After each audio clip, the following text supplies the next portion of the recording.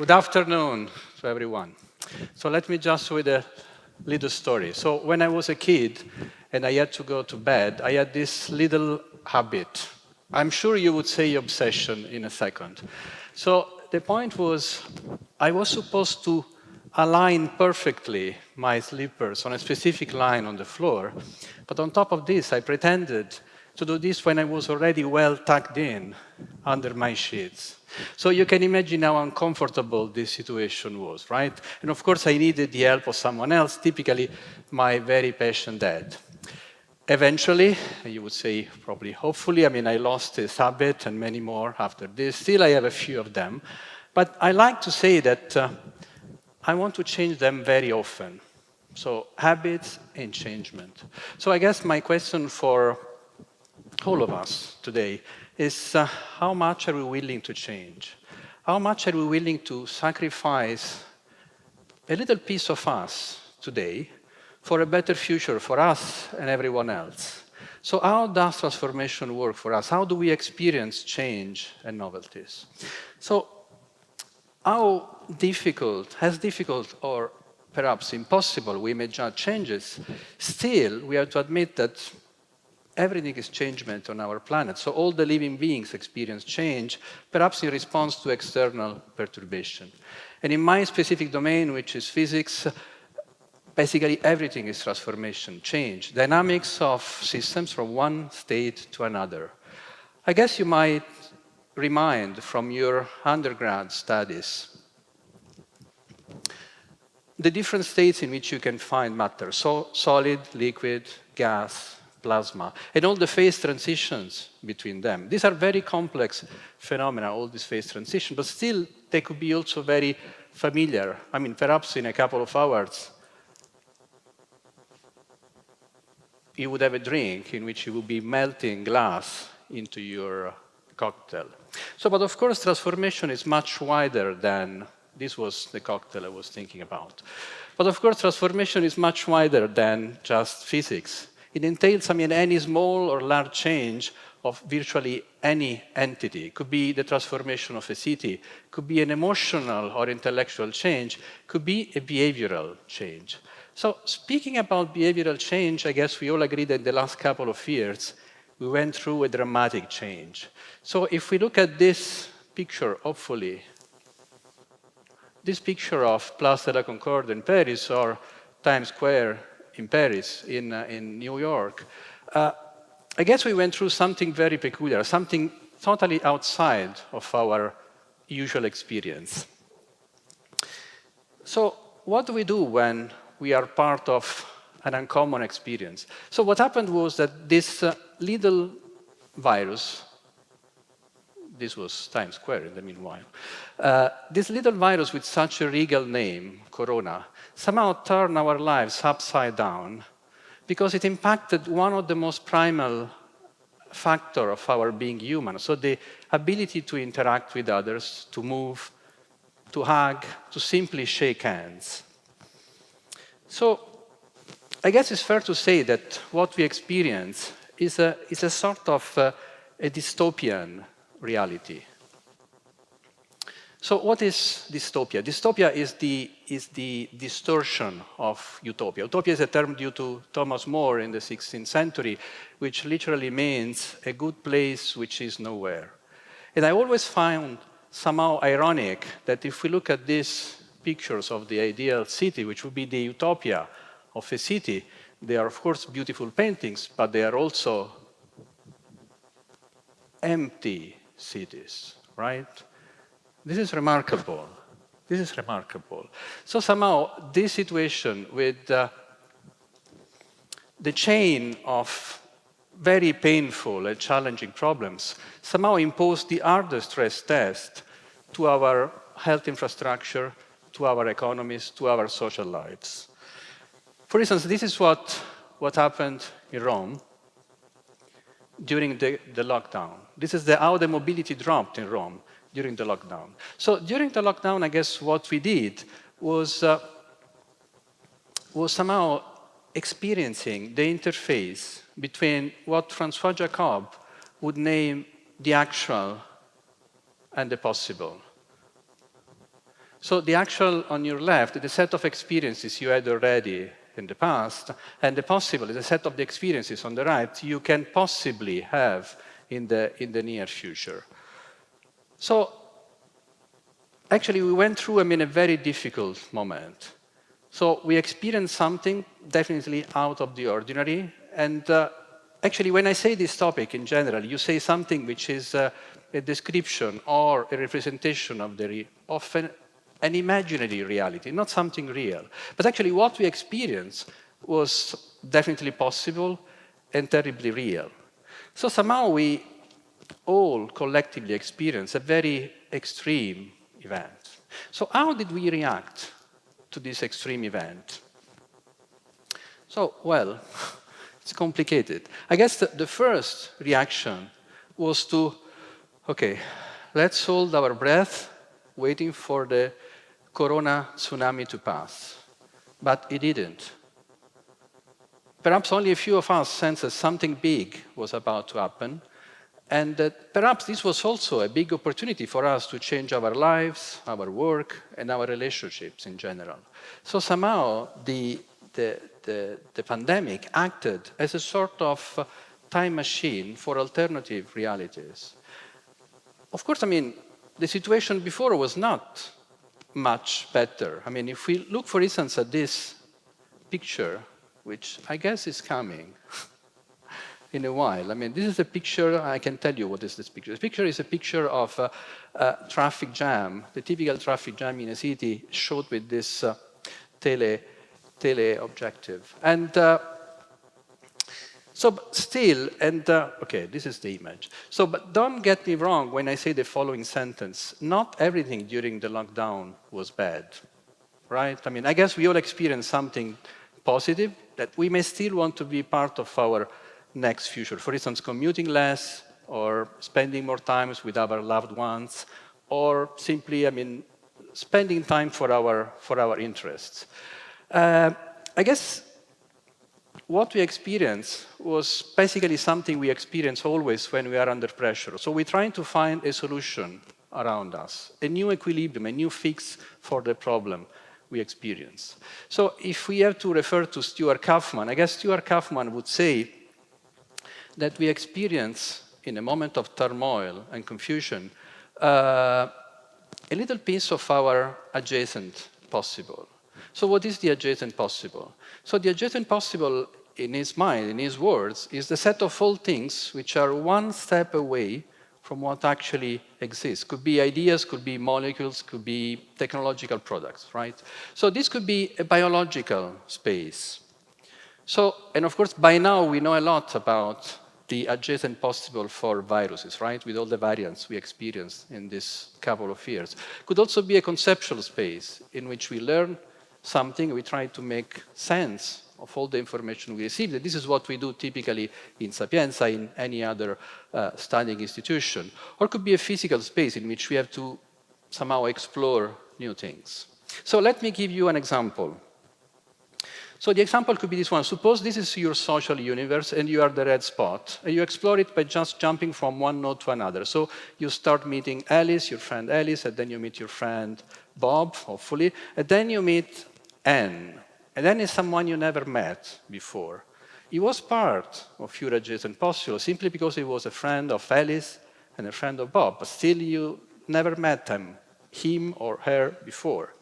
And what happens when you meet a new person? So you have a novelty experience. So what happens is the space is changing, okay? And there is a new part of the space which appears that you cannot even foresee before meeting Anne in this case. And of course, beyond this, there could be another part of the space which can become possible at some later stages. So back in 2012, now 10 years ago, my colleagues and I, we became fascinated by these ideas, and we worked on developing a mathematical theory for the adjacent possible. And of course, the theory now is based on a complex interplay between the way in which the space of possibilities expands or gets restructured, and the way in which we, it could be humans, could be animals, could be machines too, explore it. And the theory has a lot of predictions. I don't want to make it long, but I just give you 2 hints. So the first prediction, for instance, the simplest one, is about the evolution of the innovation rate. So the rate at which we experience novelties. On the left, you can see the theoretical prediction. On the right, the empirical results on 4 different systems displaying innovation, which are, for instance, writing a Wikipedia page, or tweeting, or listening to music on Last.fm, or writing programming codes, or on GitHub. But there is another interesting point here, which is what is the interplay between what I experience as a person in terms of novelty and what are the collective effects. So here, for instance, you can see the distribution of tendencies to explore of people, when they listen to music. So if you are on the right of this sort of bell-shaped curve, you are a very innovative person. So you are willing, to listen more and more new music. If you are on the left of this vertical line, you are, let's say, more in your comfort zone. Okay, you tend to repeat the same listening events. But it's important to say that no one is truly conservative here. So everyone is an innovator to a different extent, except with a different pace. So now the question, and I guess it is a very important one, how much my tendency to innovate can actually affect you, or vice versa?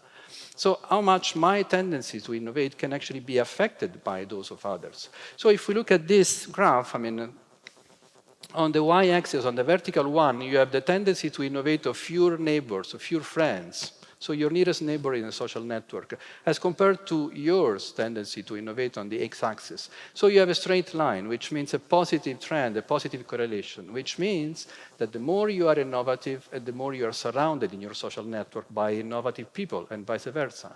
And this is a very important result, because it says that what we do matters for others. If I think about something, you think about something else, that perhaps together we can think about something even better than what we can think independently. So by now, I guess you may probably ask, why it's so important? Why should we care about the adjacent possible and its exploration?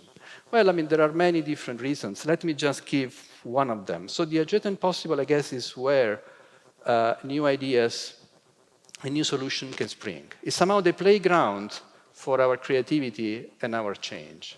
So, for instance, if we look at these masterpieces, so Renzo Piano on the left and Zaha Hadid on the right, I guess you agree we have a pressing need for people like those two, able to imagine the future, conceiving it, or realizing it. And I guess this future, in the words of the President von der Leyen, has to be beautiful on the one hand, sustainable, and then together, which means inclusive in the spirit of the new European Bauhaus. So let me just give you one example in that direction. So this is an immersive experience, Crayon City, in which people are supposed to play with the city, okay, with urban environment, with all the possible problems connected to the unemployment, the education, or the quality of life. People, as you can see, interact with a physical city made of Lego bricks. There are different colors code for different functional units, could be housing, could be jobs, could be services, and there are cameras on top, so sensors monitoring the city. What players cannot see here is the mathematical model which is underneath, which is actually giving feedback to people in terms of how good the city is, so the city which the participants are constructing. Of course, people are not supposed to know anything about the mathematical structure to play, but while they play and while they find solutions, they start grasping a little bit the complexity of the city and somehow the complex interplay of all the different socio-economic indicators in the city. They can also go ahead, they can also take missions, for instance, reducing unemployment, reducing waste production, or simply improving the quality of life. So this is one simple example of what I call a what-if machine. A what-if machine is an object allowing you to create new ideas and new scenarios, and then telling you how good is this scenario and what is the most likely outcome of the set of actions you took. So as you can imagine, the topic of cities is one of the most pressing ones on our era, and there is an increasing debate about their future. So my personal position is, this is an example of a challenge that calls for an approach going beyond pure optimization. So the point is, it's not well defined, and we have a few knobs, and we have to fine-tune a few parameters, and then magically the city will be perfect. This is a very open-ended problem. We have to be creative. We have to find our way into the complex space of possible solutions and trying to find new paradigms.